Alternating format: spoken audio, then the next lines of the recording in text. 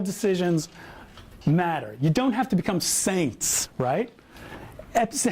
Being a good critical thinker doesn't mean being an epistemic saint, right? So epistemic saints would be people who have to be sure. I have to be sure that I'm right. I have to be sure that I've got good reasons. I've got to be sure that I'm justified in what I'm thinking, et cetera, et cetera. I have to read all the relevant information, et cetera, et cetera. No one's demanding that because not everything matters. Most decisions you make don't have significant consequences, right?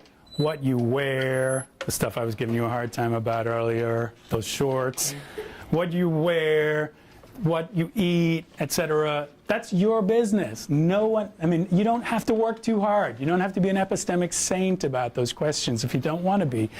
But there are some questions that have to do with not just your well-being, and you're free to do whatever you want more or less, right? I'm in that sense a libertarian, and whatever you want to do with yourself is fine. It's not my business unless it harms others.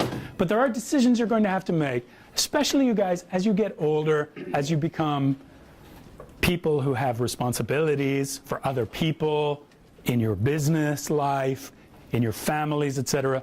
Then you have a moral obligation. Where your decisions become potentially harmful to others, you have a moral obligation to be good critical thinkers.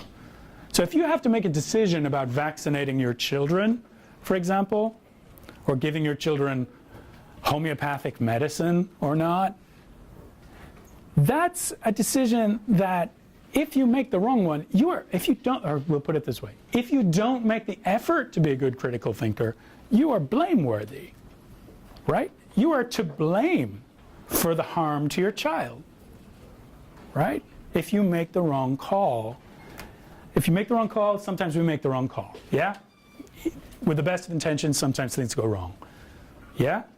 But if you make no effort, if you treat your decision like tossing a coin, should I vaccinate my kid? Okay, heads, vaccinate, tails, not vaccinate. Heads, all right, I'll vaccinate. Is that a good decision-making process? No, that's entirely arbitrary, right? So you don't want to be entirely arbitrary in your decision-making processes. Are we out of time? It's looking like no, we got some time.